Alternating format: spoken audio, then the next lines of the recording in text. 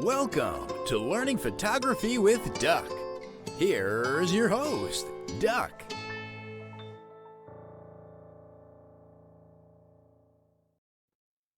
Alrighty, we are live. Welcome once again to another edition of Learn Photography with Duck. I am, as always, your host, Duck. Welcome. Today's edition is Lightroom. And I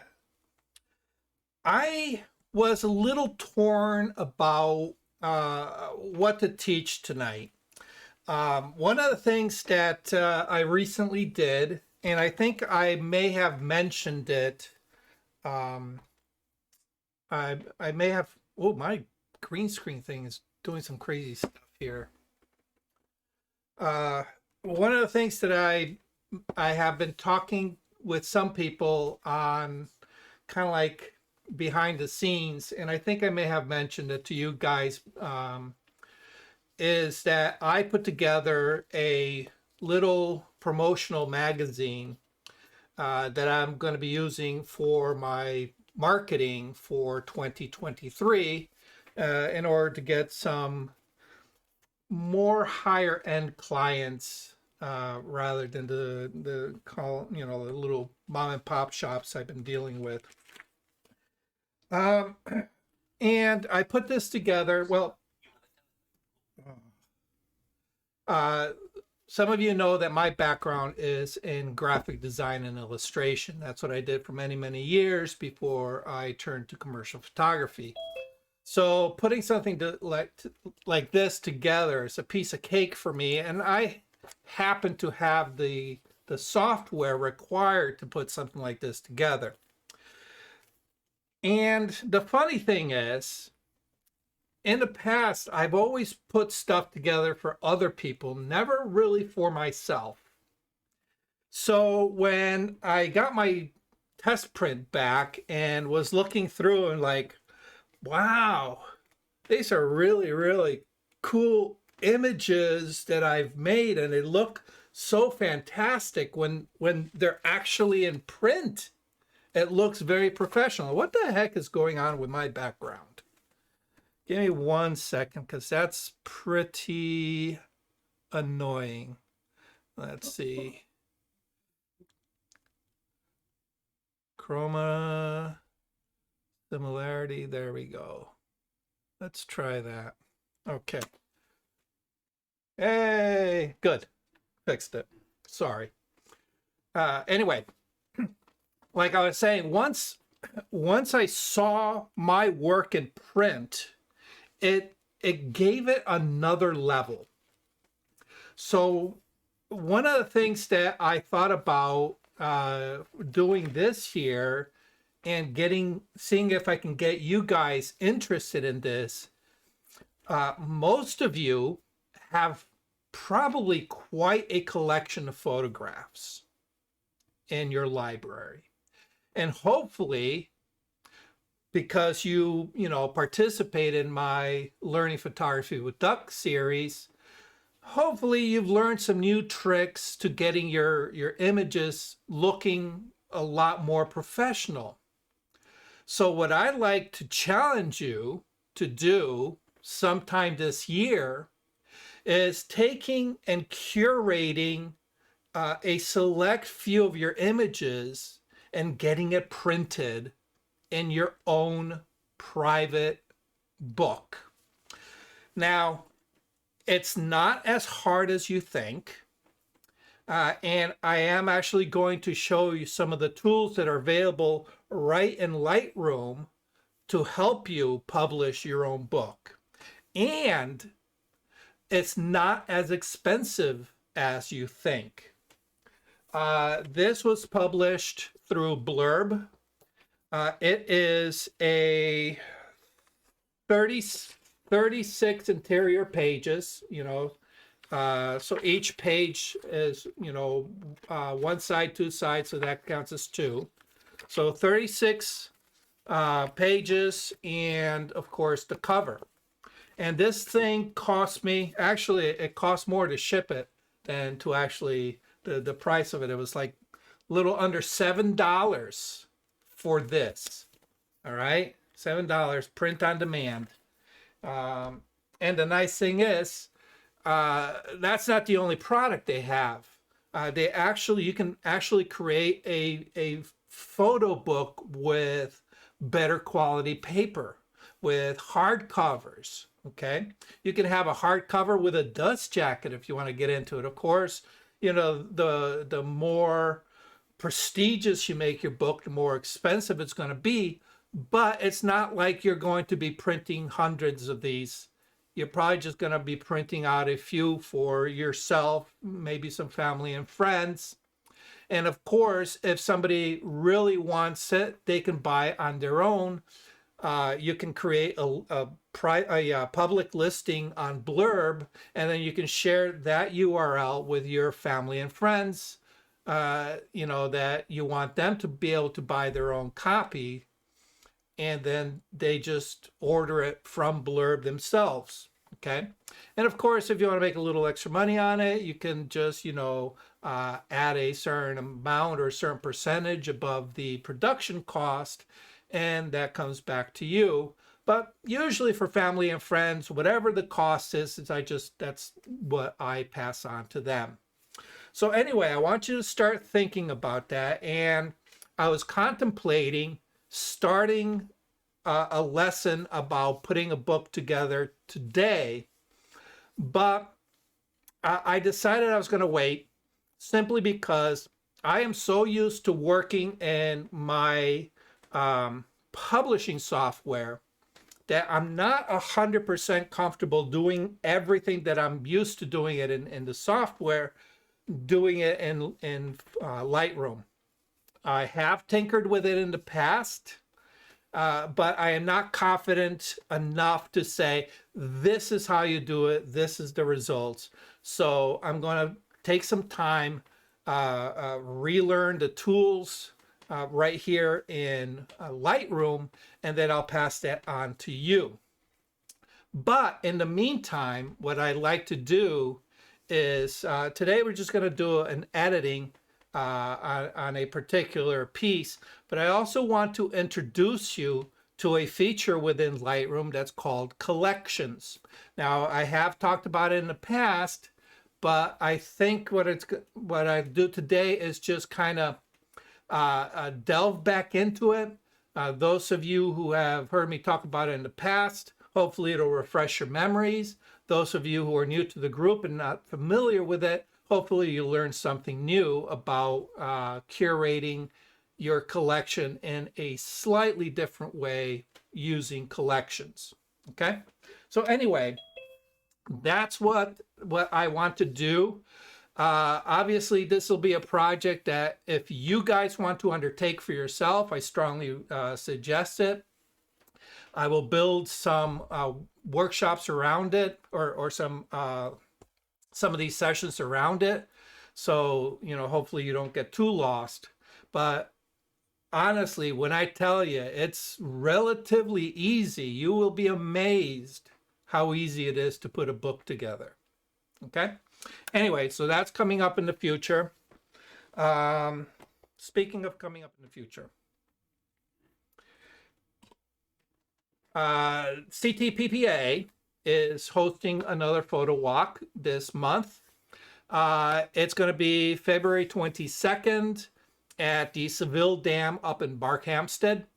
It's February 22nd. I believe that's a Wednesday. I don't have my calendar open, but I believe that's a Wednesday at 1:30. I know those of you who have work to do, It is the Wednesday, Doug. Thank you. Unfortunately, it is a Wednesday. I don't know why they do this. I guess they figure people are doing other things on the weekends. But what's that? You broke up. I'm going to be in Alaska. Oh, that's even better. To heck with. Winter. Yeah. We expect pictures. Yes. I'm hoping so. Yes. Are you going a cruise or? No, I'm going with my kid. Oh, Looking okay. to get a job there. Oh, okay. So it's kind of like working holiday kind of thing, Yeah. right? Okay. All Mhm. right. Well, you know what? Sometimes that's even better because you're not rushed and you're not part of, this other big thing they have to, worry about. Yeah. So cool. Well, like Bill Hoping to see said, the Northern Lights. Yeah, yeah, like Bill said, you better come back with some really, really good photos. I better. Are you going to be in Seattle too? A lot of people go to Seattle. No, Okay. I've been there. That was beautiful. Love Seattle. Yes. Hmm. Beautiful. Cool. Well, best of luck. Safe, Thank you. safe voyage. And for the rest of you, if you want to join us on the 22nd, um, the Seville Dam, if you're not familiar with it, it's when you look at it, it's like it's not much. Um, it's an earth dam, meaning it's just a pile of dirt. There's a road that goes across it. There's a little pump house, and it's as you're looking north, there's like a hillside on the west side, and the lake. But the scenery is just so gorgeous from up there. And of course, the pump house is this cute little stone structure that is very iconic for the area. And when the light hits it just right, oh my God, you can get that. You cannot take a bad picture from that location. Seriously. If you walk away with bad pictures, I don't know what to say. Hang up your camera, I guess. I don't know. But anyway, if you have the time, if you're not working and you want to join us, we are meeting at 1:30, but I'm sure some of us will be hanging out. Um, you know, we'll see what, when the sun starts setting down, we'll see what it looks like. And this winter really hasn't been much of a winter. So hopefully it'll be a nice day weather-wise. So anyway, the invitation is out, even though it is a CTPPA event. They do open it up to the general public. Anybody who wants to join us, you're more than welcome to join us. Okay, it's a fun photo walk. All right. Also on the topic of CTPPA, we have our annual convention coming up on March 24th. It's for 3 days, 24, 25, 26. It's from like 10 till 5, something like that. Anyway, I'm going to be one of the presenters there. I'll be presenting on DIY equipment for your studio. So I'll be showcasing a lot of DIY stuff that I've used, here in my studio, and explain, how I went about making it and what the benefits are to DIY over, purchasing something, from a manufacturer and the whole 9 yards. But there are a great number of other speakers. If you want a really educational weekend, consider checking out CTPPA's 74th annual photo conference. Go to ctppa.com and get all the information there. All right. Anyway, that's enough for business. Let's Hey, Doc, Yes. can I plug something? Oh, sure. Go for it. Okay. I was asked to speak before the Flagpole Camera Club in Newtown about photojournalism and event photography.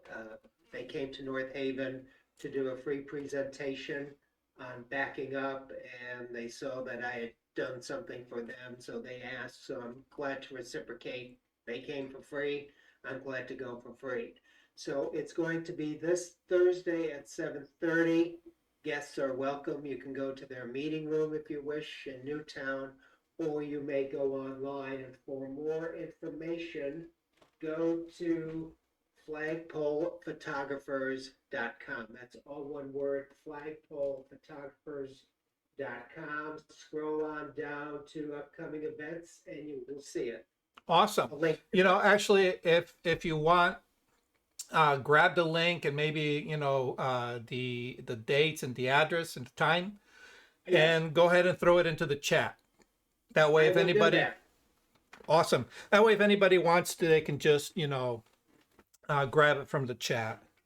Okay. And Awesome. the chat will also say it will be recorded, and they asked me to present my slides in a PDF. They make their slides in a PDF, so if you don't want to see it then, you can go to it later. Oh, that's good to know. Awesome. Thanks. Best of luck. Thank you. Awesome. Awesome. Awesome. Awesome. Okay. All right. Let me go ahead and flip over to Lightroom. Okay. So the first thing that I want to talk to you about is collections. Collections. Okay. So let me just close this up and go to, all right. So in your typical day-to-day work with Lightroom, you know that you bring the images into Lightroom through the ingest, through the import rather, and all the images go into a folder. All right, that folder sits on your hard drive, but we have a visual representation of the contents of the folder within the Lightroom catalog. All right, so when we look at the Lightroom catalog, and we're in the library mode, you see the tab that says folders. And of course, underneath that, you'll see kind of like a mirror of your hard drive. All right. Now, what a lot of people kind of assume is that Lightroom kind of makes a copy of all your images when in actuality, it does not. What it does is it creates an address book that points to where your images are located. All right. And for that reason, I always strongly suggest if you're going to make any changes to the files in these folders, try to do it through Lightroom. That way, Lightroom knows exactly where all the files went. For example, if you have, if you did a photo shoot and let's say it was grandma's birthday, okay? And you're shooting all your family and relatives for grandma's birthday. At the end of the day, you bring them into Lightroom, you download them to your computer, and it sets up a folder, and you name that folder Grandma's Birthday. Okay? All right, and let's say you have 100 photos. You go through the 100 photos and you pick out the top 30 images or the top 20 images that you want to share with your family. Okay? And what I normally suggest is once you have your 20 images that you really want to edit and share, you separate that from the others, because the others you're not going to pay second thought to. All right. So might as well remove those from sight. So what I normally do is I will take, in this case, I will take those 80 images that I don't want to edit, and I will move them out of the, in this case, Grandma's Birthday folder, and I'll put them into a subfolder that I label Seconds. Okay. And actually, if we go here, let's see, I just did, my grandkids are in karate, and they just went for their brown black belt. Okay. and it was their, little ceremony and showcase and all that. So I took 400 and some odd images, right? And what I ended up doing is I took a bunch of the really good ones. I also photographed, the other kids that were there, to share with those families. But the images, I culled it down to 132 images. The rest of the images, hopefully you can see it over my shoulder here. Okay, let me turn myself off. All right, the rest of the images I put into a folder called seconds. Okay, now the reason I do that is because, where am I?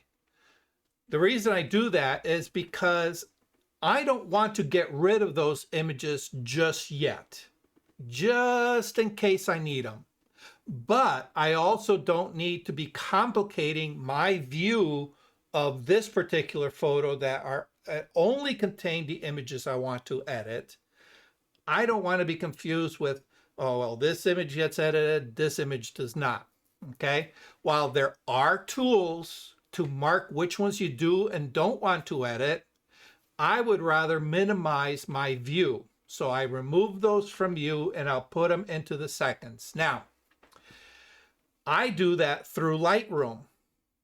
That way Lightroom understands that those 80 images from Grandma's birthday, or in this case, those 302 images from my grandkids' celebration, I don't want to deal with them, okay?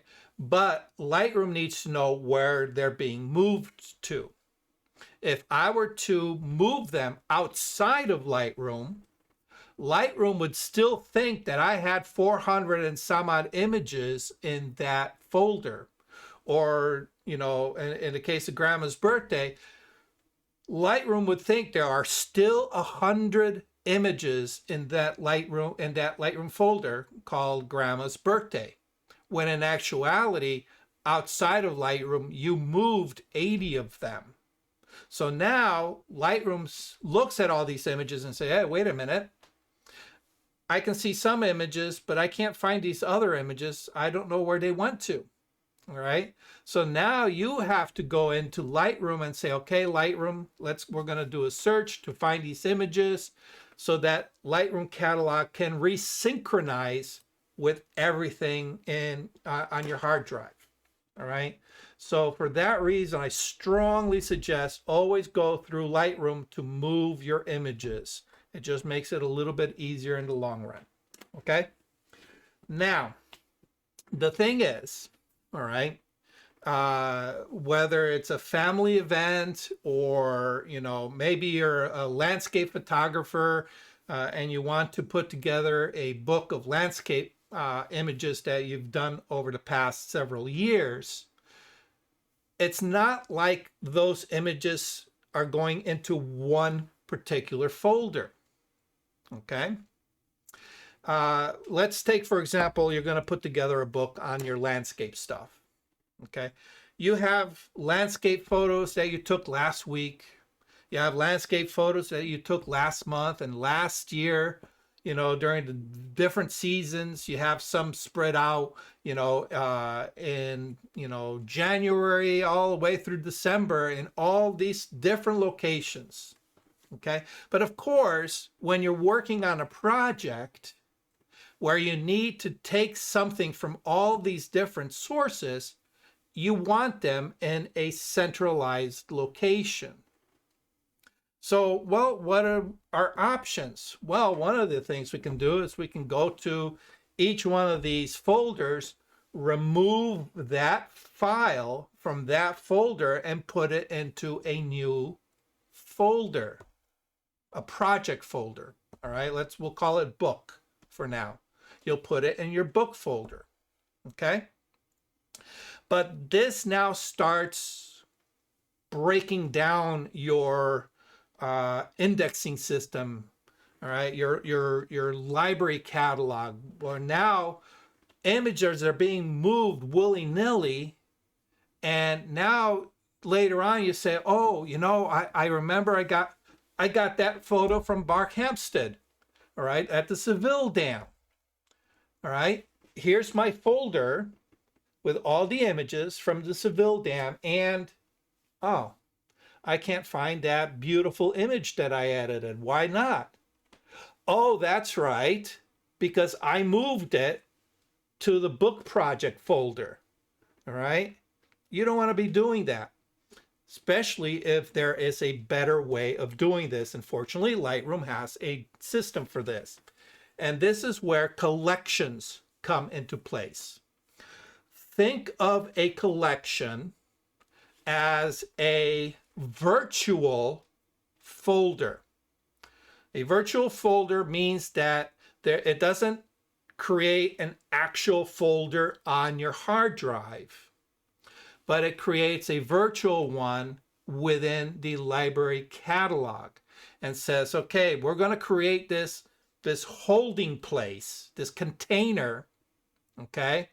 And we're now able to take files from different locations and put into that container for you to be able to work on all those files from one location, okay? All right, so what are, actually, you know what? I have not done. Let me share my screen. I think that would be better, right? Share. There we go, share. There, everybody can see better now, right? Hopefully. Okay, so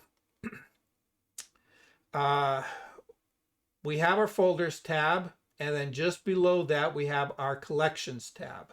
All right, and you can see I have a bunch of collections. Okay, and there are basically two types of collections that you can make. And I kind of label it as manual and automatic. All right, the manual ones, you have to tell Lightroom this image is going into that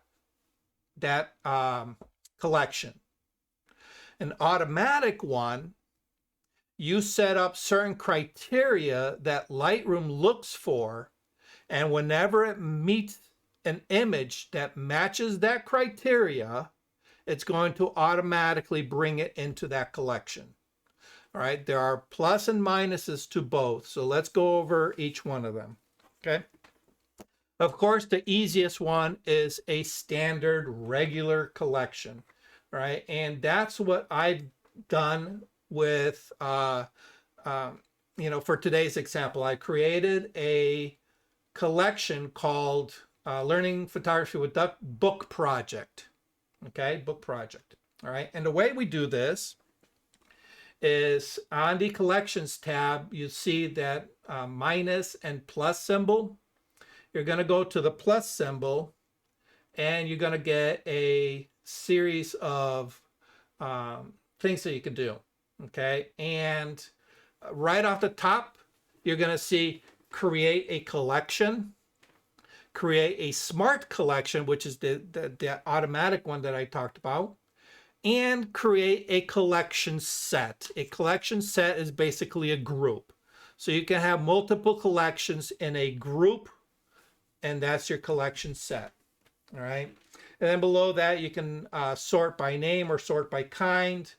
And you can, I normally have the last one checked, which is the show collection filter. All right. And that's just a search bar on the collections tab. Okay. So in this case, we're going to create a regular collection. Okay. And when you create a regular collection, you're going to give it a name, something that makes sense to whatever project you're working on. So if you decide to take on the challenge of putting a book together, call it, my photo book, if that makes it easy. Okay. Next one is location. Okay. And if you click it, you're going to notice that these are all my collection sets that I have on my system.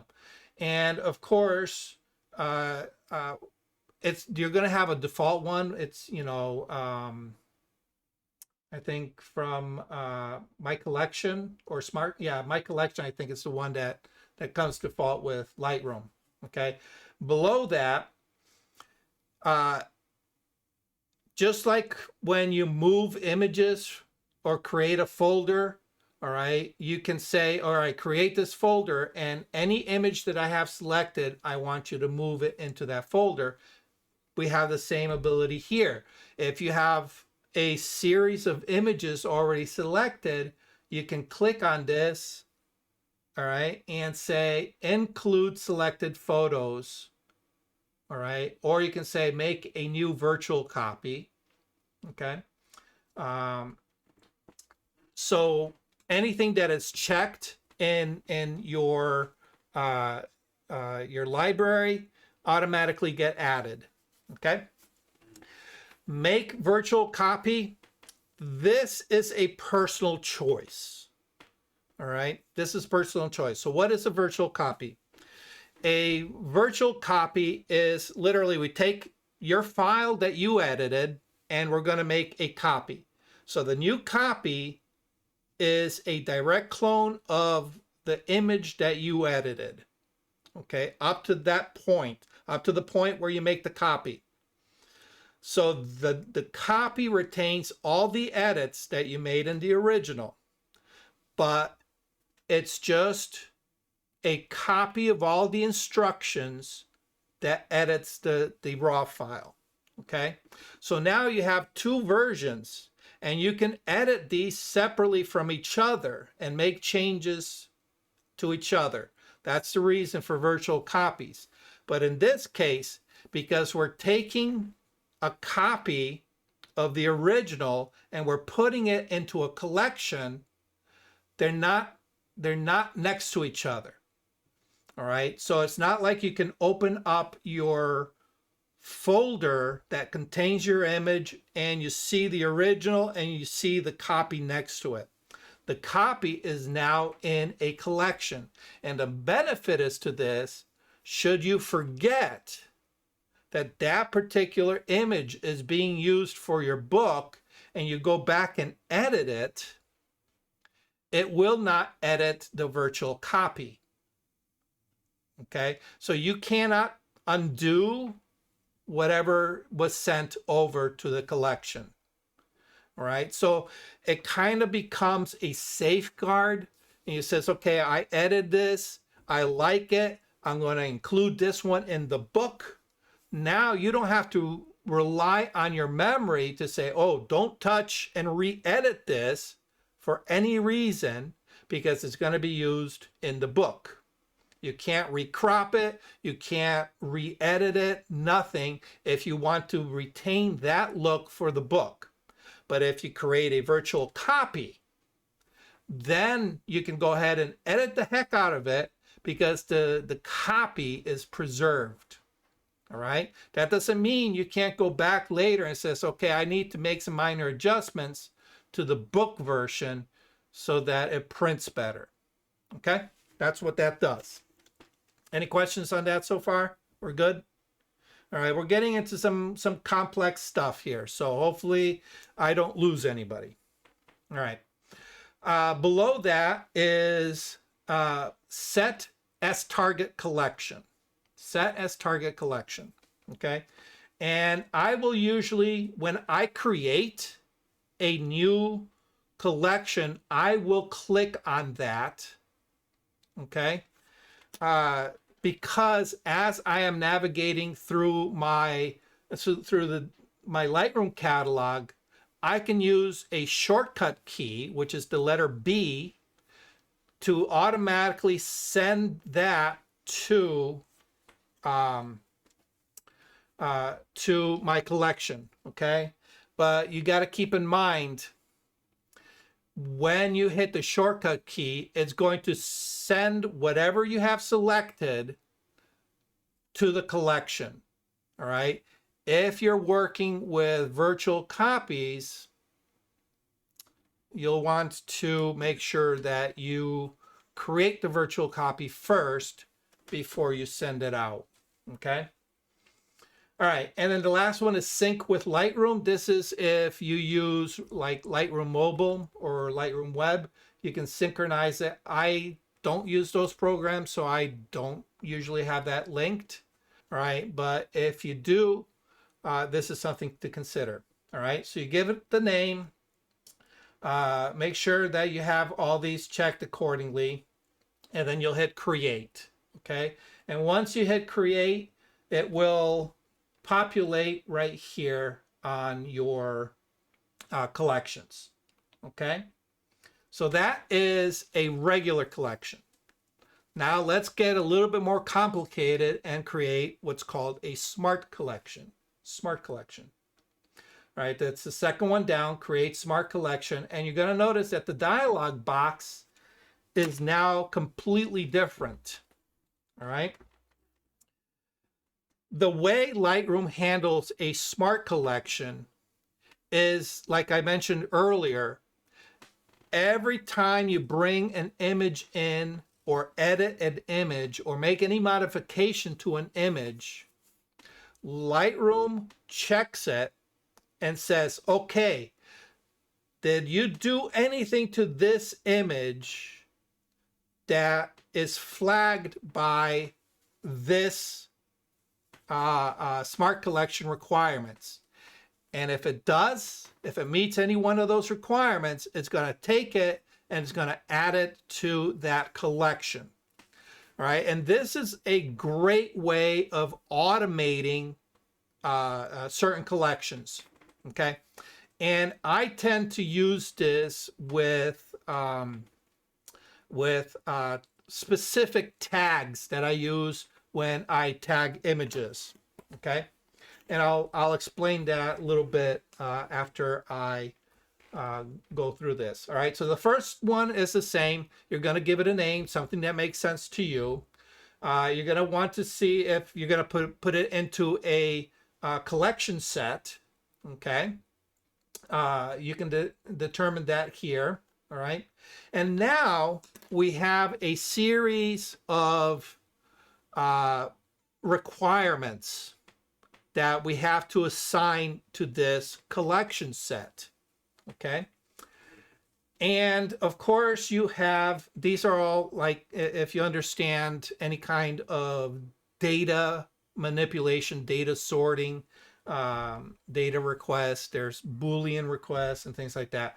The first request is, okay, or the first requirement is, okay, are we going to use all the rules that we're stating in this, or any of the rules, or none of the rules, which I don't understand.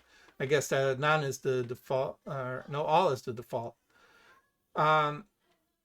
So you can say, okay, look at it as this way. Okay, if an image meets this criteria or meets this criteria, it's going to add it.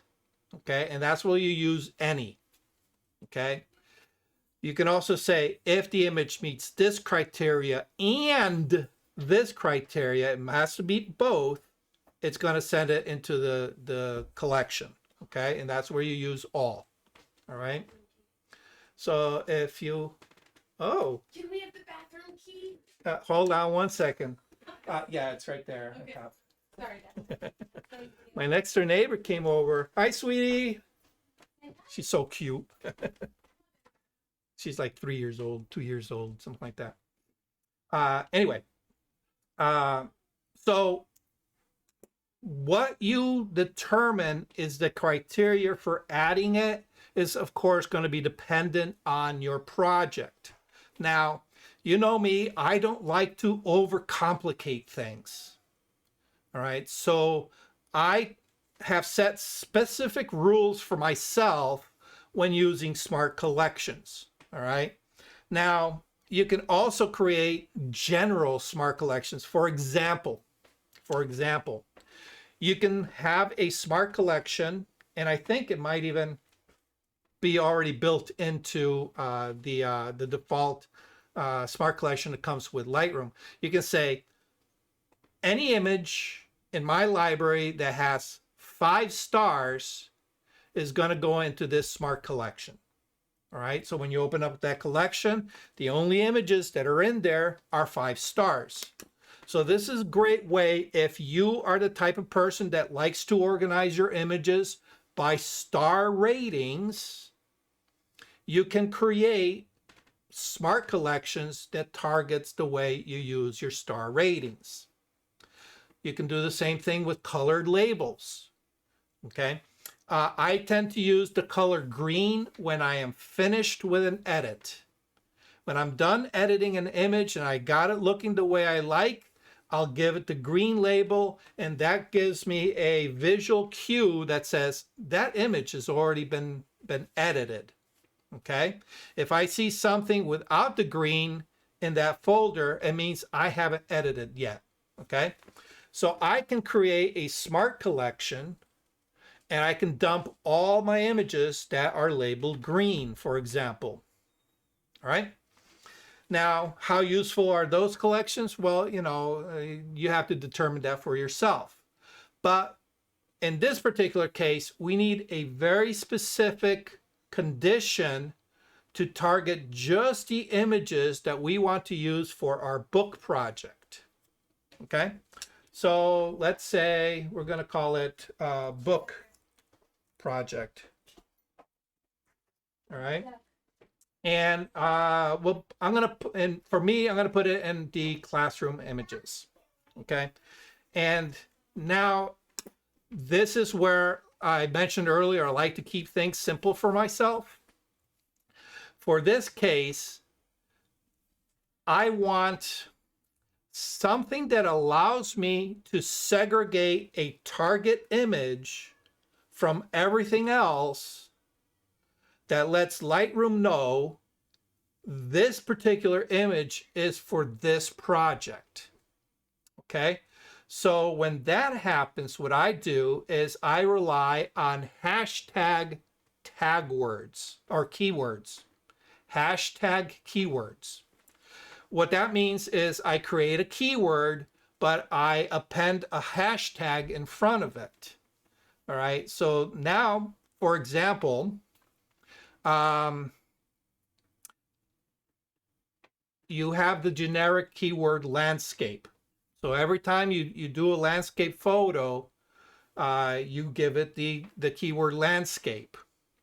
Okay. And now you want to create a book on just landscapes. Now, if you were to do a smart collection and it says, and here, all right, look for the, where is it? Other metadata keywords that contains the phrase landscape. All right. What's going to happen is every single image that is in your library that has the keyword landscape is going to get dumped into that smart collection. But maybe not every one of those images you want to use for your book. You want to curate it a little bit more. Okay. So in this case, what I would do is I would turn this particular keyword into a hashtag. So what I'll do is I'll go hashtag landscape. Okay. Let me zoom in here. Okay. Hashtag landscape. Okay. So what happens now is that Lightroom differentiates the two keywords. One is just regular landscape. The other one is hashtag landscape. Okay. Which as yet has not been assigned to anything. The landscape one, oh, that's all over my Lightroom catalog. Okay. So I can't rely on that. And then I say, okay, that's the only criteria I am going to use. All right. So I'm going to say create. Okay. And we see right here, classroom images, book project. Okay. And you notice that it says 0. Okay. It's got 0 images because we haven't assigned that hashtag to anything yet. All right. So I'm just going to go to this one here because I know I have some landscapes on here. All right. And right here at the top, I have this particular image, which if we have time, I'll do an edit on. Oops. And in my keyword tags, what I'm going to do is I'm going to append, all right, right here, keywords, all right, and the library module, keywording, I'm going to do comma, hashtag, landscape. Oops, I should probably take the caps off. Landscape. All right, and hit enter. Okay, now all I did was add the hashtag keyword to this particular image, and now if we look up here under book project, you can see that it has number 1. Okay, and if I click on that, there's my image that just got entered into it. Okay. All right, so now what I can do is I can very selectively add images that I want to consider for inclusion in my book. All right. And if I say, you know what, I've made the decision, you know, out of 100 images, I'm going to cull it down to 50 images. All right. To cull it down, all you got to do is remove the hashtag from the keyword metadata, and it automatically pulls it out of the smart collection. Make sense? Okay. Otherwise, I would have to manually enter it into the smart collection or into a regular collection. Okay. So for example, this one here is something that I put together for this project as an example. And I just pulled a bunch of random images. All right. And what's not clearly, there we go. Expand it out. If we look at my list of collections, all right, you're going to notice that this one here has a little plus symbol on it, plus. Okay, nothing else has a plus symbol, just that one. Okay, that one means that that is currently set, is designated as my target collection. Target collection. Okay. And that means as I am going through my folder, all right, if I'm going through my back catalog, let's see. All right, here we go. Let's see if I can find something. All right, let's say I want to add this particular image. Where is it? If I want to add this particular image to that target catalog, all I got to do is hit the letter B, all right, and you see add image to target catalog or collection, okay? Oops. And if we open up our collection, and it was in this one, which is our target, we will scroll down and we should notice that somewhere, oh, here it is, right here. Loaded it up at the very end there. Okay. So there is our image, all right, from that other folder. Okay. So now I manually put it into this catalog. All right. If I say, you know what, I don't want to use it, all I got to do is right click anywhere on the image, or we can just go photo, right? And if we look down towards the bottom, right here, it says remove from collection, okay? And bam, it removes it from our collection. It's no longer there. Okay, make sense? Any questions on creating either a smart collection or a regular collection and how to add images to it? Any questions? Okay. All right. So if you decide to take up my challenge, and I really suggest you do this, you know, there's nothing more satisfying than seeing your work in print. Tangible. Tangible means you can hold it. You can smell it. You can give it to people as gifts. All right. You can show your friends and family, this is what I do. All right. Really think about it. All right. Set yourself up a collection, and you have two ways depending on how you want to work it, and start going through your images. Okay. Look through your back catalog and just start dumping images in that you want to include in your book. All right. Now it doesn't have to be thematic. You can have chapters. All right. You can have a chapter on landscape. You can have a chapter on birds. You can have a chapter on, you know, critters. Okay. Or if you want to create something for your family.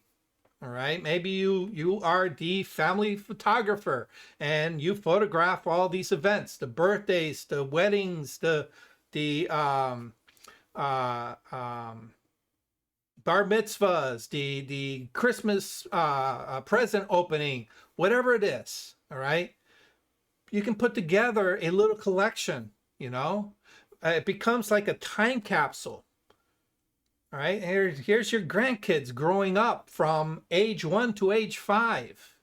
All right, whatever you want to make your book about, that's your choice. Start dumping images into it. Okay, so later on, when we go and actually look at the book module in Lightroom, you'll be able to put together your book, and we'll go over that later. Okay. All right, so that's your homework. If you want to, and I strongly suggest you do it, start going through your collection, make yourself a collection within Lightroom and start dumping them into it. All right, any questions? Very simple enough, right? Okay. Let me tell you, that and editing is probably the hardest part about putting a book together. Believe it or not, that's the hardest part. From here on, it's piece of cake. Okay. All right. So we got time. Let's go and edit an image. Okay. Okay. All right.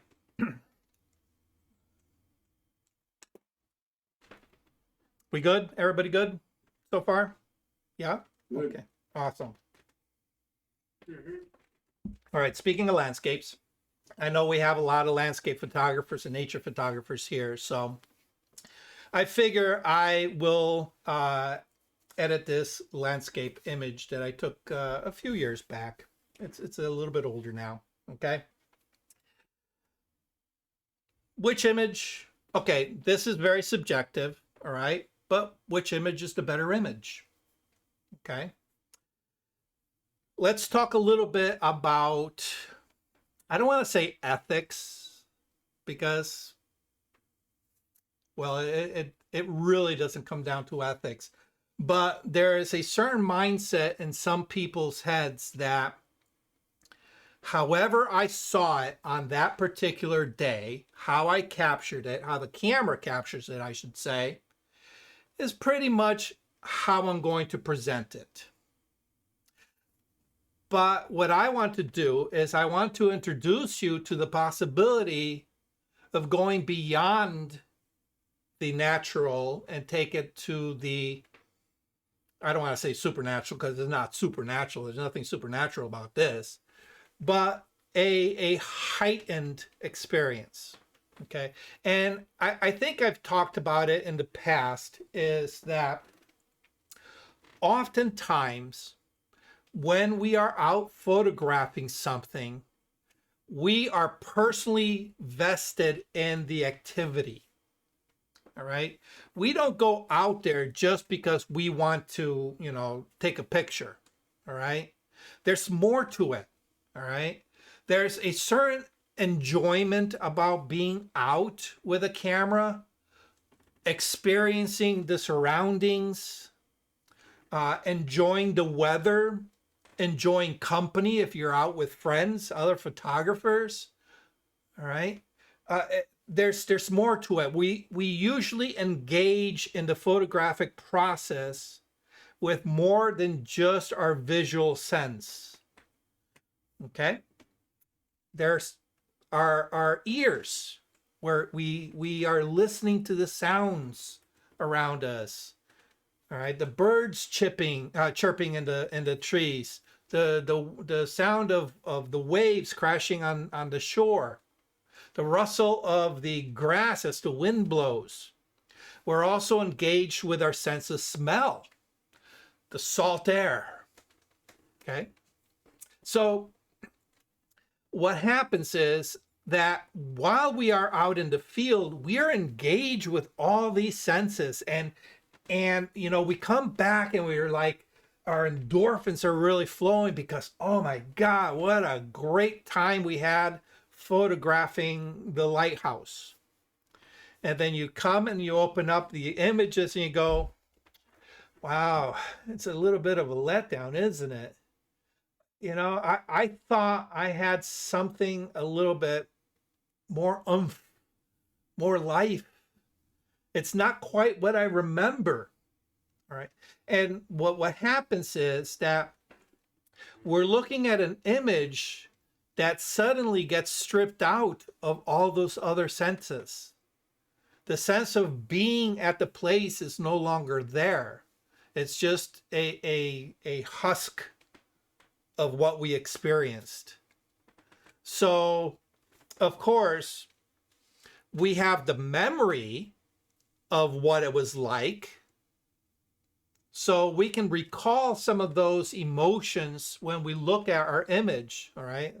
That image over there in particular, that's the raw image.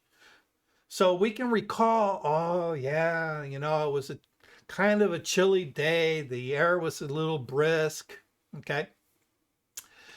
But if we show it to somebody, they're going to go, yeah, okay. It's a lighthouse. Yeah. I've seen 100 skies like that, grass. Yeah, I've seen grass. The lighthouse. Yeah, I've probably seen a picture of that lighthouse in my travels somewhere. And it's like, okay, nothing exciting. So suddenly, when we get that kind of response to our images, it's like, I might as well just hang up the camera. Nobody cares about my images. Yeah, I thought it was a great image. We've all been there, right? Okay. So what I try to tell people is, while yes, in a way, you kind of want to preserve what was there, but we also want to imbue it with some of the emotion that we experienced. So if we can elevate this image to the next level up, so that the another person looking at it can kind of get a sense of, wow, I never realized that location was so pretty. That tends to be more magical. All right. So it's a matter of just, switching in your head, not only what can be done, but what should be done. Okay. And a lot of people say, I don't want to go too heavy in the editing. But when you start looking at side by sides, really, is that over edited? Subjective. Okay. But hopefully you'll see that there's a benefit of bringing out more from your image than what is initially seen in the image. Now, one of the things that most people forget, because we're working with digital, right? Working with digital, we take that photo, we can look at the back of the camera and we see the preview of that image. So we tend to forget that back in the film days, when we took a picture of something, we had to wait a week, 2 weeks, sometimes a month, depending on how quickly you went through your roll of film, before you actually saw your image. But you did not see the image you took. You saw the image that was processed and printed. So somebody between when you took it and when you got it back, somewhere in the middle, somebody took that image and developed it. They did some processing to it. They did some alterations, some color enhancements, some lighting enhancements. And it was done without your notice. And then you got back your prints. Of course, unless you did your own processing and printing, then you got to walk through the process. So a lot of people forget that it's not just about clicking the shutter and calling it quits. We have to process the images. All right, so how you process it, the world is open to you now with digital photography. It's super easy. All right, so let's go ahead and edit this, and I'll show you what I did to get from that image over there to this one here. Okay. All right. Any questions so far at this point? Okay. So we are in the develop module. The first thing that I tend to do with all my images is that I tend to normalize the image. And what normalize means, I make all the very basic modifications to get the image ready for doing my artistic edits. All right. So typically for me, normalizing, the first thing is is my horizon level. Okay. So if I go over to my crop tool right up here, okay, I can go ahead and say, okay, is my horizon level. And of course you can rotate your image. Okay. And for the most part, I think that is fairly level. It looks level to me. So we're good to go. I don't need to worry about that. Next thing is with my exposure. All right. Is my exposure balanced for the image? And this usually tends to be in reference to the dynamic range of the scene in relation to the range of the abilities of the software. All right, so of course, we can go from 100% white, no detail, to 100% black, no detail. But those two extremes we kind of want to stay away from. We don't want solid black pixels. We don't want solid white pixels. We want something that has a little bit of detail. Typically anything that is solid white, they tend to be blown out specular highlights. And of course, anything that's solid black is deep shadow with no detail, which just kind of looks blah and muddy. All right, so one of the things that we can do is if you are not sure, we can go up to our histogram and actually let me go to the zoom. There's these little triangles up in the corners. There's this one here, which is kind of like dark, and this one here that's light. And we can click on those to activate them.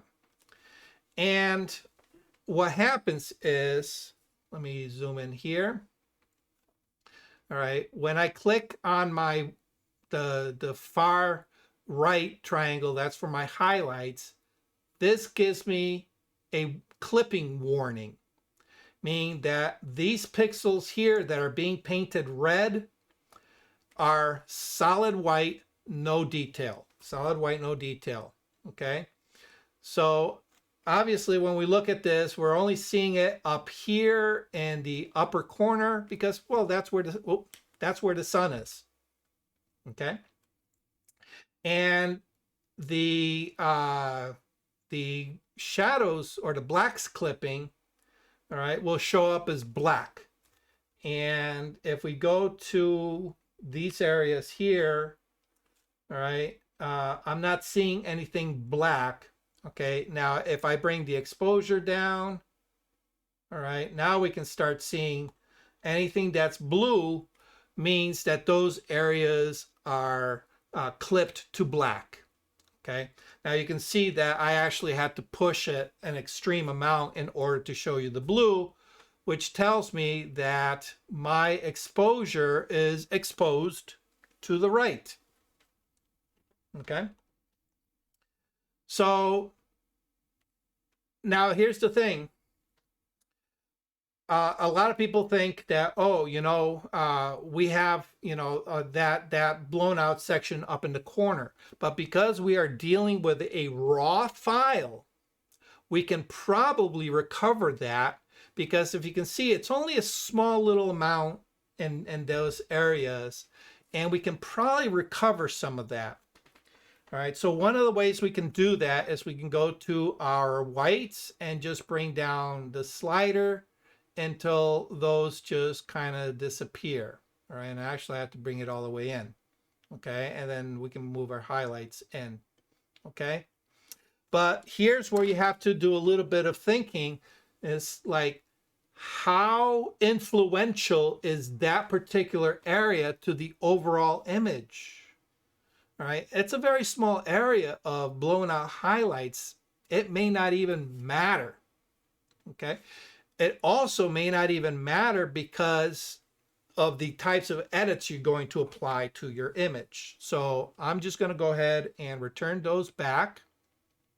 Okay, and me personally, I'm not one to keep the clipping highlights on.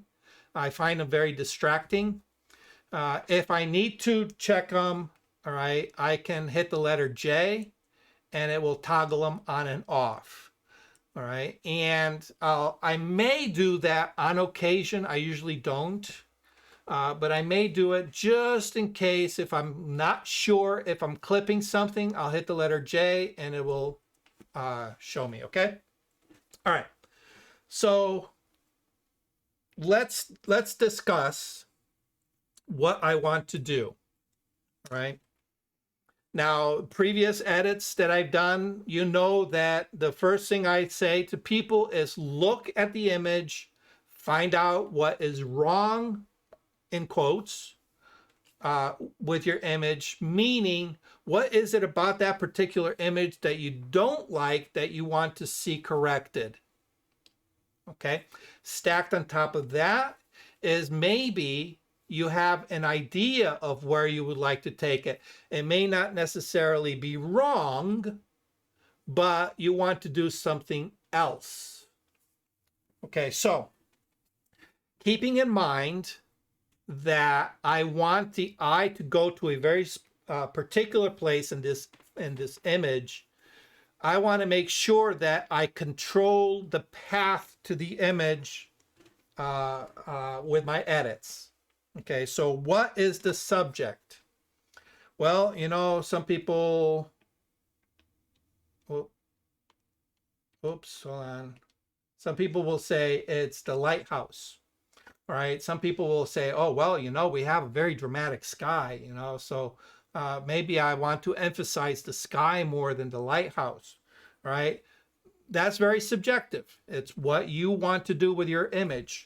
All right, in my particular case, I would like to see kind of like the focus being brought here. Okay, so that's what I'm going to shoot for. That's my intention. So to get there, what do I have to do?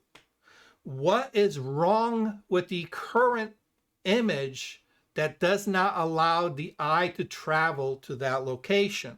Well, for one, what's the brightest part of the image?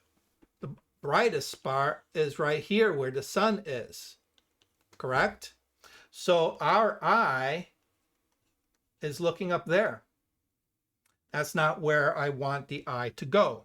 So I want to make sure that I do something else to bring the eye down. So what I want to do is I want to darken this, all right? And I'm probably going to use a gradient because I want it darker at the top and lighter towards the bottom. The same thing with the grass. I want darker at the bottom than to the top. All right, keeping in mind that this is at a diagonal, so I got to be careful with that. I don't want to encroach onto the water. Okay, and I also want to alter the colors. All right, this was later in the day. As you can see, we have very impressive clouds, but what I want to do is I want to kind of mimic a little bit more of a sunset effect. Maybe the sun's going down. So I want to introduce color into this scene. All right, and of course, they're going to be our sunset colors. All right, and as I darken certain things, I want to make sure that we lighten, all right, if needs be, our main area. All right, so that's using light and dark to control where our eye goes. But there are other techniques that we can use. Of course, we know that depth of field is one way of controlling where our eye goes. We make certain things blurry. Our eye tends to kind of like fall away from it in favor of something that's a little bit sharper. All right, and if we look here, our sharpness is pretty much fairly strong all the way through. I was shooting this at f11, so we have it's a little blurry in the foreground, but not blurry enough that we kind of dismiss it. All right, so what I want to do is possibly alter the use of texturing in our image, reduce the texture of foreground elements, and raise the texture of our subject. Make sense? All right. So that's the goal in a nutshell. All right. So it doesn't sound all complicated, right? We're going to use very simple tools. Okay. Let's start off with our luminance. We're going to use local adjustments because we want to adjust very specific areas of the image. The first thing is we want to darken down the top of the image, or the top of the sky. So we're going to go ahead and create a new mask. It's a linear mask, all right? And I'm going to, let me start at the top. And if I press and hold the shift key, it's going to lock it into that vertical orientation as I come down. All right, you can see I can't go at an angle. If I remove my finger off the shift key, I can rotate it. I add the shift key, it locks it down. And I'm going to go down to just below that landmass. Okay. And the color of my mask is set to this purple, reddish purple color, okay? Because it contrasts nicely. If you don't like that, just click on it and you can pick something, you know, ghastly and contrasty. Obviously can't use blue because it's the color of the sky. That's kind of why I kind of like that really magenta-y red color, okay? All right, so there's our mask. I'm just going to go ahead and reduce the exposure. All right, I'm going to keep an eye on the clouds. I don't want to, you know, get too crazy. All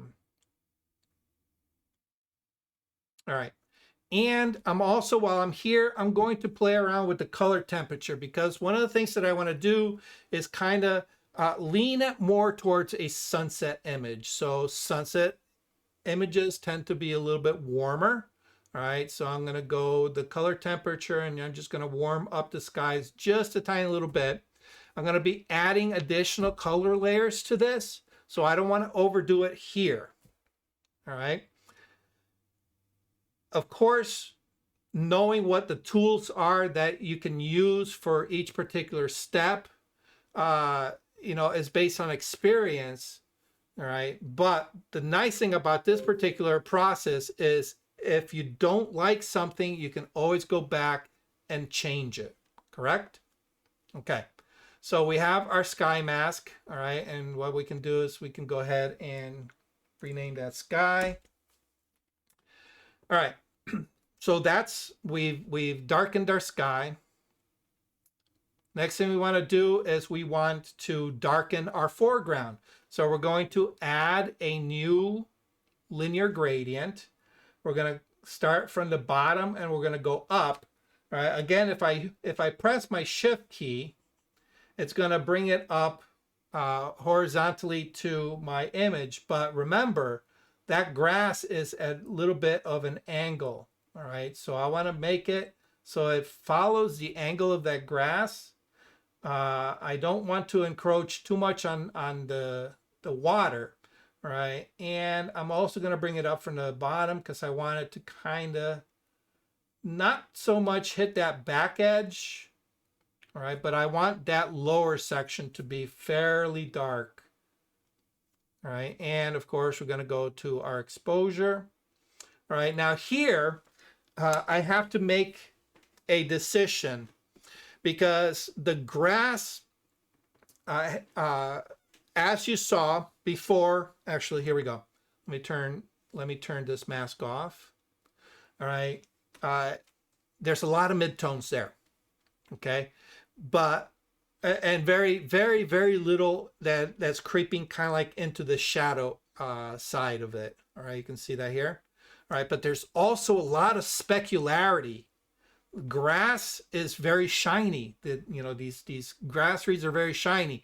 So it's picking up from there all the light from the sun and creating all the specularity.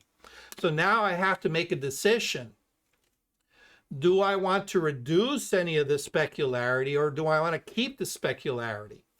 All right. And in this case, as I reduce down my exposure to darken that up, okay, I kind of like that specularity, but if I want to reduce it, I can take my whites and my highlights and then knock it down, all right, and just play around with it, all right, maybe bring up my shadows, all right, and even play around with the contrast. I can reduce the contrast a little bit.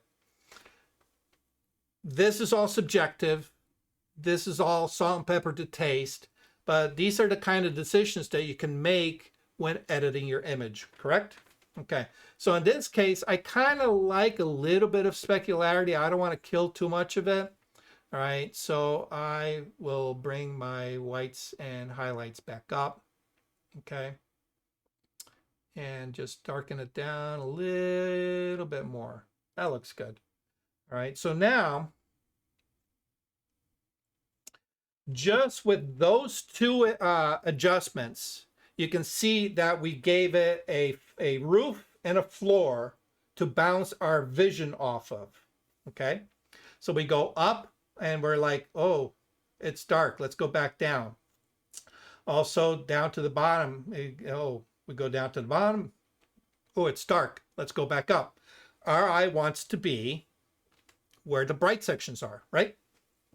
But the bright sections are still way over to the right-hand side. So we need to, we're not going to change that overly much because that's where the light source is. So we want to keep that, but we want to create some kind of a balance too. All right. All right. With that in mind, the sun is over on the right.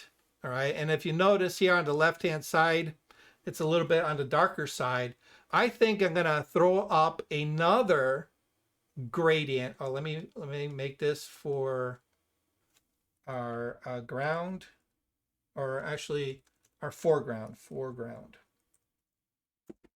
Okay, we're gonna add another gradient, and we're gonna put it on this side. And I think what I'm gonna do is I'm gonna go all the way across. All right, and I'm gonna holding the shift key to kind of keep that locked to my horizontal. Okay, and here I'm going to play around, see what works. All right, the exposure, that's a little bit too harsh. All right, so maybe not the exposure, maybe my whites, my highlights a little bit. All right, what I want to do now is kind of really accentuate the fact that the sun is over on the right hand side, not so much on this side. All right, so we're getting that day to night transition.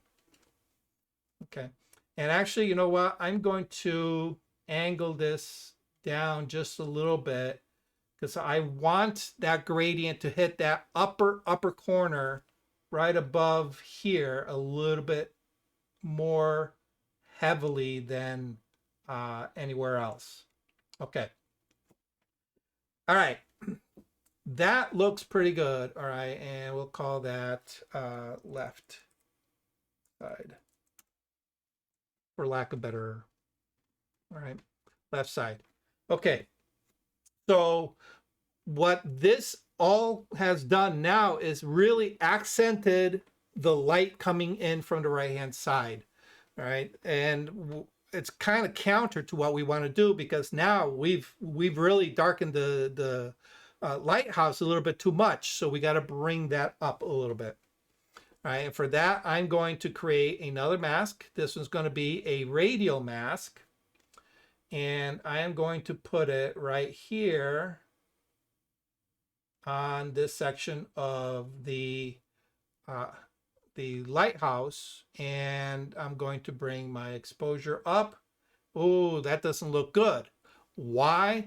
Because it's bleeding onto the background.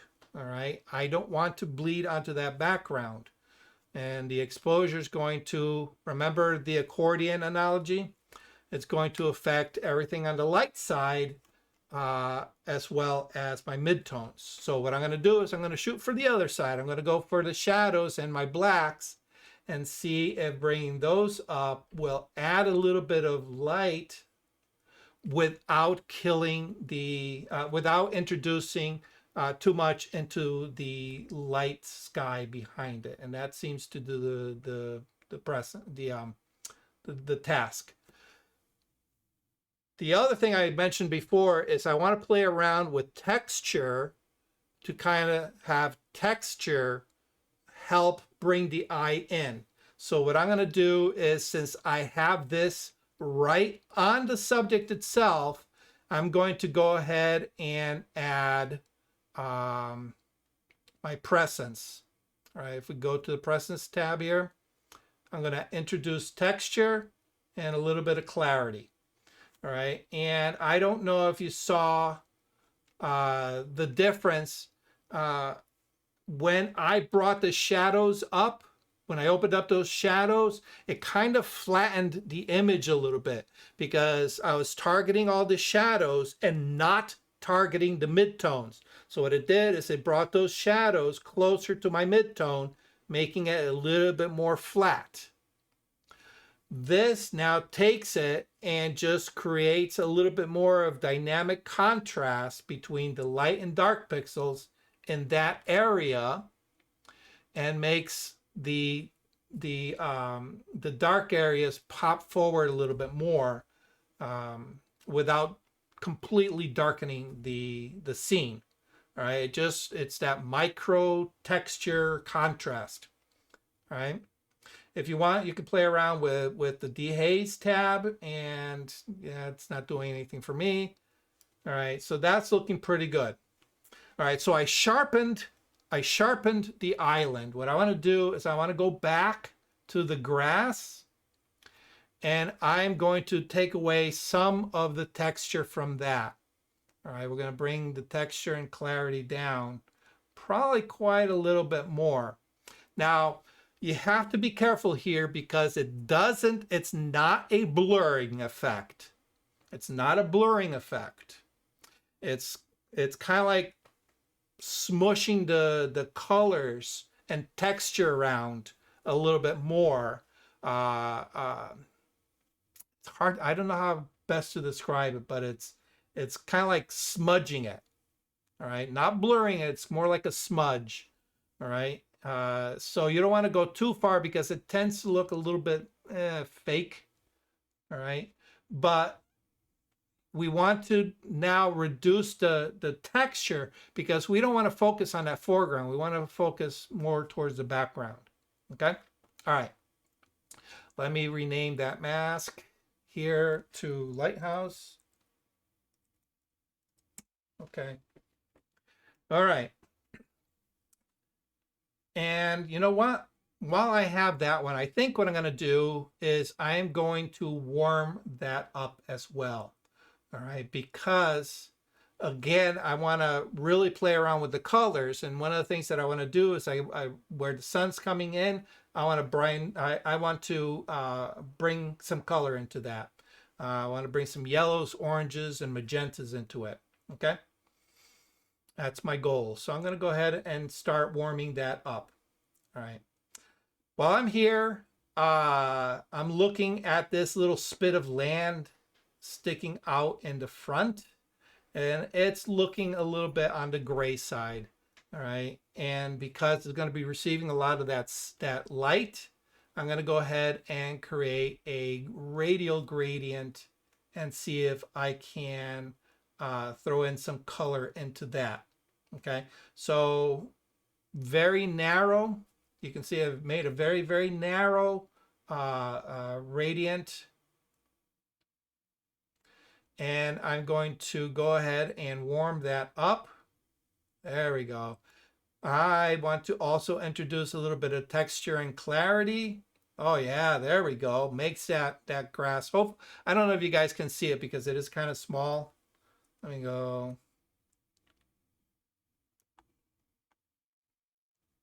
All right, let me turn the mask off. Mask on, mask off, mask on. I hope you guys can see it, but we punched up the yellow color, all right, before it's kind of like this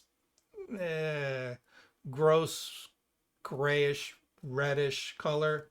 All right, we pumped up the red and we pumped up the clarity, which brings that micro contrast out.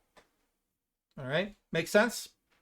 All right, and we'll call that outcrop for lack of any other name. All right. Okay. That's looking pretty good. Now what I want to do is I want to start introducing colors. All right, obviously, if I were to use a global color and, you know, warm up my color temperature, I could do that. You know what? We'll add a little bit. But if we go too hard, what happens is it starts discoloring the clouds. All right. And I don't want to discolor the clouds across the entire image. All right. It doesn't look all that good. All right. I kind of like my clouds looking a little bit more like white clouds where it needs to be. Okay. And that's pretty much in this upper corner right above my head. All right. Towards where the light is, that's where I want the color shift to be. All right. So I'm going to be careful with my color temperature globally. All right. One thing that we can do, which I probably should have done right from the beginning, is play around with my calibration. Typically, you know, boosting up the blue. Okay. And in this case, the green's probably not going to do much. Oh yeah, that's gross.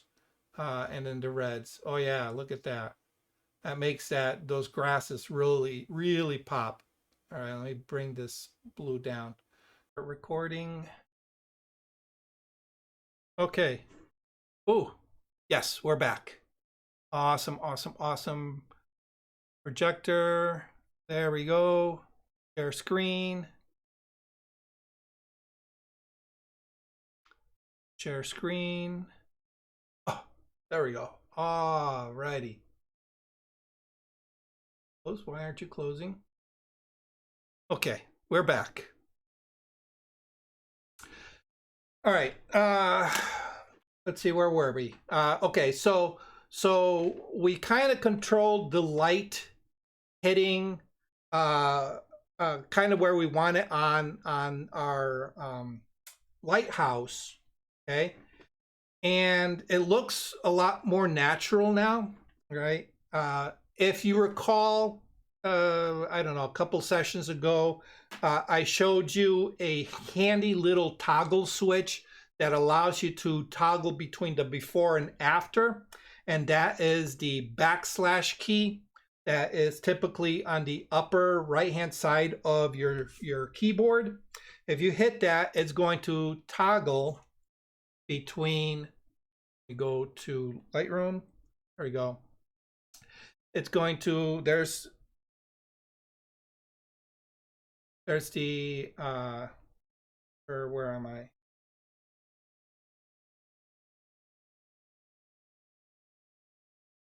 Oh, I see what I did. Okay. Wait a minute.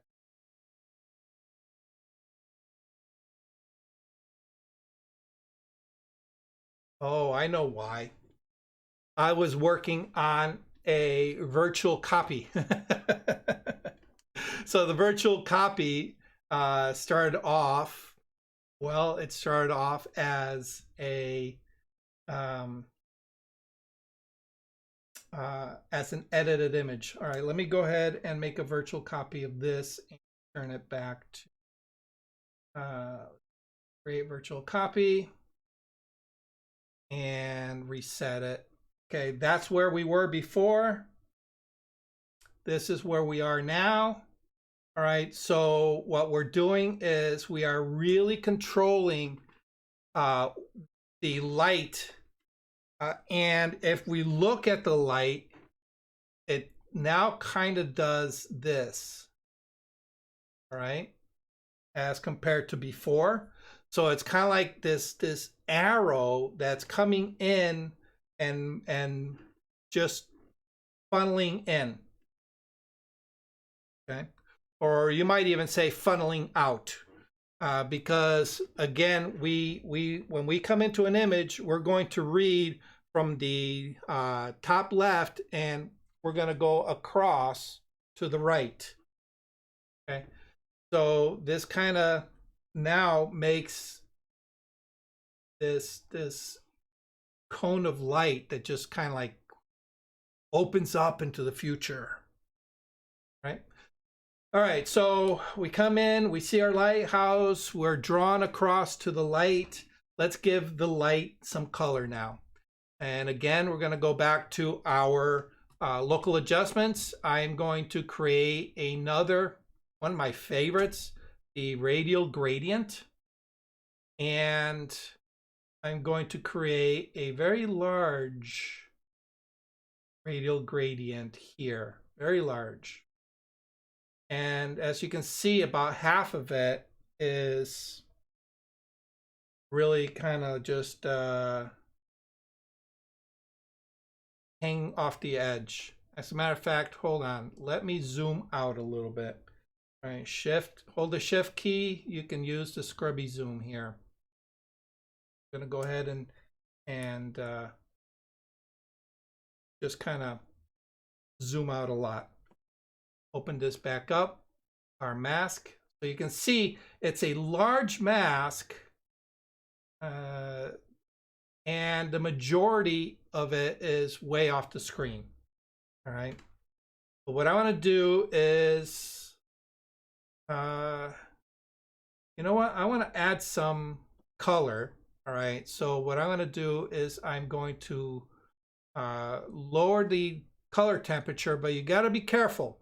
But I also want to start introducing a little magenta. So We have our temp, which goes, cool to warm, which is basically blue to yellow. Okay. And then we have a tint. Tint goes from green to red. All right. Or green to magenta, I should say. Start virtual camera.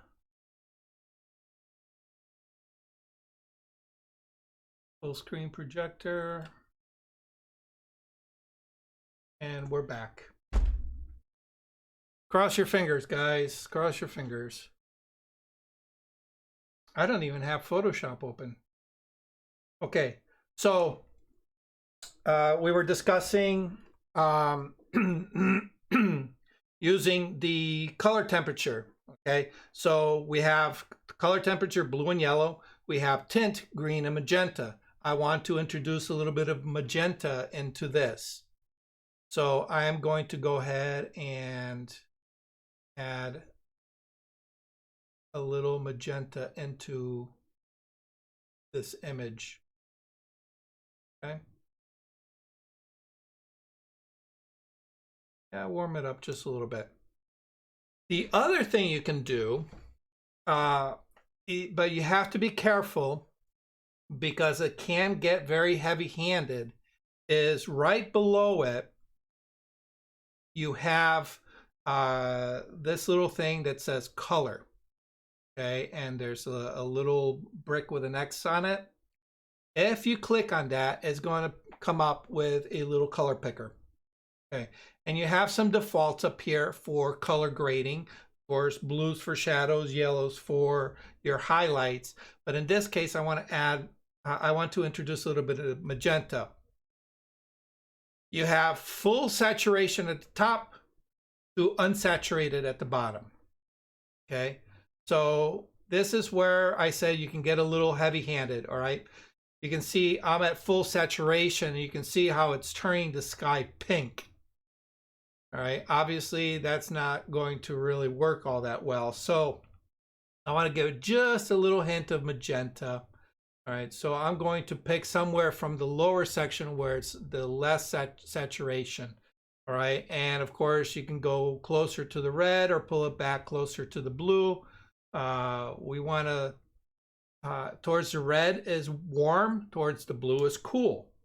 All right, so obviously I want a little bit on the warmer side of that divide. So I'm going to go a little bit into the red. That looks fairly good. It adds a pop of color without being, too much, right? But I also know, because it's in my head, that I want to introduce another color. All right, so that kind of takes care of that. I would also like to add a little bit more punch to the sky with some clarity. Now, now that it's come to my mind, I can say, oh, let me just add it here. But I have another mask that's also on my sky. All right, and we'll call this sun number 1 because I got another one in mind. Okay, we can go to my sky, which is that gradient, and I can add a little bit of texture and clarity to my sky with that. Maybe I'll bring the dehaze up a little bit, tone down those upper clouds, and I might even bring my shadows, throw a little bit more darkness into that upper area. And I think it's a little bit too warm up there. So I'm going to kill that warmth that I added earlier. I'm going to kill it. Okay. And again, this, reflects back what I said earlier. If you don't like something, you can always go back and change it. Right. Okay. Final one, I'm going to create another radial gradient. And I'm going to start way off on the side, and I'm going to make it a lot smaller. Okay. And I'm going to make that really, really warm. Okay. Maybe add a little bit of yellow. Be recording. Start virtual camera. Here we go. Here we go. Full screen projection. Hey, there we go. We're back. All right, we're almost done anyway. All right. Okay, so mask. This is sun number 2. All right. So you can see again, just like the previous radial filter, that's everybody got the notification, right? Yep. Okay, awesome. This video is gonna be hobbled together for YouTube. Oh my goodness. All right. So, but anyway, let's finish this up because we're almost there. I All got a right. lot. I got a lot out of this last part. I mean, really, you know, this is strong. This is Awesome. good. Awesome. That's what I like to hear. Okay, so let me close up my mask tab. Let's bring this back up to 100%. Actually, let's take a look at it full screen. And that's pretty much the finished result. Okay. So you can see that previously we had, actually, let's go to the previous, this is the previous image. Okay. Our eye is really pulled to the top of the frame. Actually, it's not pulled to the top of the frame. We come in pretty much at that top. You know, just from habit, and also because it is the brightest part. And we travel down, but it has a hard time staying where I want the people to look because of all the brightness above it. That brightness wants to pull you back up. All right, everybody gets that when they're looking at this image? I mean, you really have to fight to keep your eye down at the lighthouse. Okay. So we knock down all that brightness from the top. We knock down some of the relative brightness from the grass. Okay. And that just creates that kind of like sliver of light right across the center. Now, you might say, well, this is a little bit, you know, heavy-handed, but, you know, a lot of this is done, you know, in order for you guys to be able to see it on the video. You can tone it back as needed, okay? And,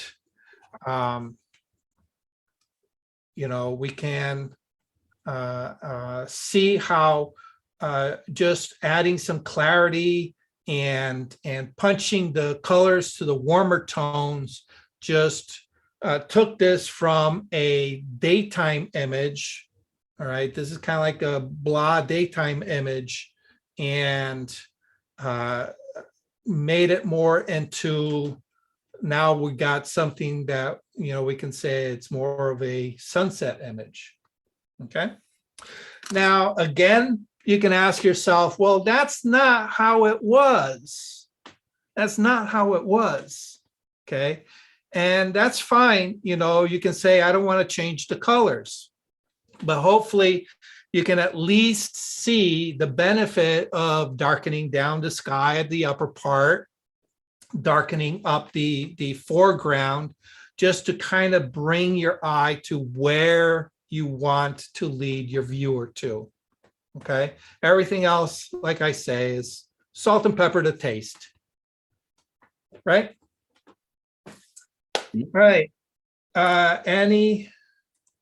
Any questions on any of these edits? And you can see we basically just kept it to editing this with local adjustments, you know, using masks. Right? Questions, comments, concerns? Anybody care for a minute? All right. And let's see. Oh, I was wondering what that was. Oops. I was wondering what that was. It's a seagull. Oh, you know what? There is one more change. I want to change the aspect ratio. I want to change this to more like a panorama. All right. And I like my 16:9 aspect ratio. All right. And I got my rule of thirds going on here. I'll put that rule of thirds right, that lower part of the rule of thirds. I'll put that right on the horizon there. Okay. And lock that in. That looks, oh, look at that. It Yeah, fits my screen beautifully. Woo, that's wallpaper worthy. absolutely. That's nice. Okay. And of course, you know, you can be as nitpicky as you want. All right. You can say, well, you know, maybe I want to, you know, add a little color to that rock beach, or, you know, maybe make it look like the lighthouse is on, put a light in there. It's a dead lighthouse, but you know, some people may not know, and you know, it may look pretty with a light in it. Okay. You might get some seagulls from another image that you have, and you can populate, you know, 3, 4, 5 more seagulls in there instead of that lonely little one. All right. The sky's the limit. Okay. Questions? No questions? We're good? Good. All right, guys. That's pretty, let me stop share. I got my non-functioning green screen back. Of course, oh, wait a minute. Of course, I can go here.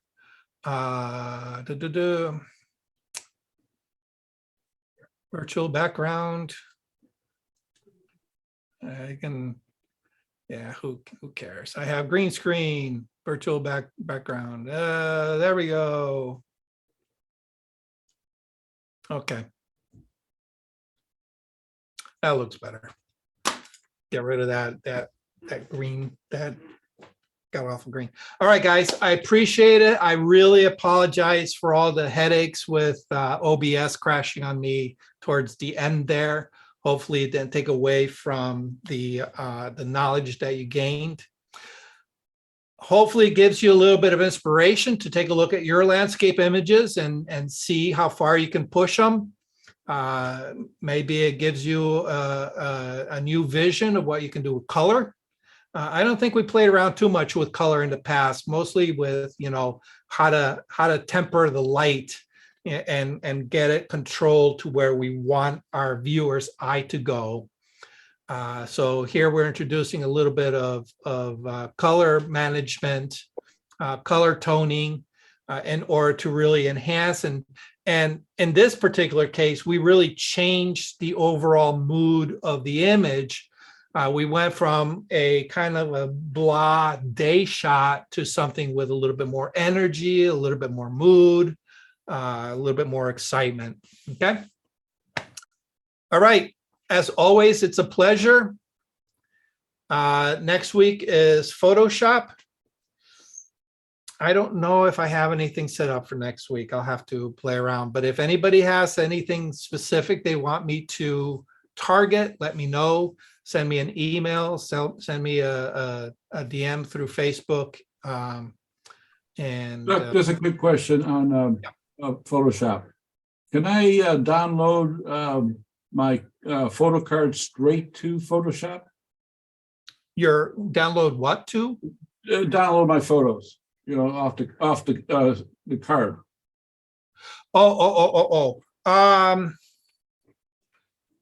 No. No. Not into Photoshop. Well, I don't want to say no because it's really not the truth. I mean, if you have your memory card plugged into a card reader, yeah, Photoshop can read it. Yeah, but obviously you'll want to take them from your card and put them somewhere permanently on your hard drive. So you can't open from the hard drive to Photoshop. So if you want to circumnavigate using Lightroom, Right. all right, once your images go into the destination folder, when you open up Photoshop and you load in an image, you'll go to where that raw file is, and Photoshop will actually open it up in Adobe Camera Raw, which, as you know, is a clone copy of Lightroom. So yes, you can open a file directly, but I wouldn't suggest directly from a card. I already tried for an hour one day, just it's got to go into some way. And I realized maybe it doesn't. Yeah, well, the thing with Photoshop is it's really not a content manager. You have to know where the file is in order to open it. Okay. So, and it's not like you can review multiple images with Photoshop. All right. And that's why I kind of, recommend using Lightroom, because it allows you to, maintain your library and be able to see the full contents of a folder. And Lightroom is essentially Adobe Camera Raw. So if you are comfortable using Adobe Camera Raw, there's no reason why you can't use Lightroom. It's the same exact tool. So, Perfect. okay. But then I'm a bit of bias towards Lightroom. But that's just me. Well, yes. Yeah. All right. But, like I said, Adobe Camera Raw is the same. So everything that you saw me do here can be done in Photoshop. Hey, Doc, I just want to mention a couple of things. Sure. Thank you for that workshop you did some time ago in the studio, and you talked about flash power for a speed light. Okay. Obvious, and you told me for event photography, keep it for ETTL. But I Mhm. went to the Air Museum next to Bradley a couple of weeks ago, and of course I had time to set things up the way I wanted them. I was interested in a certain speed and certain aperture. So I used manual, and because I wanted time and aperture, I wanted them to be what I wanted. So therefore I played with the power on my flash. Mm-hmm. Cool. And the other thing is we had a backup presentation at North Haven a couple of weeks ago. I talked about using Western Digital's backup units and software. And Darlene talked about Lightroom.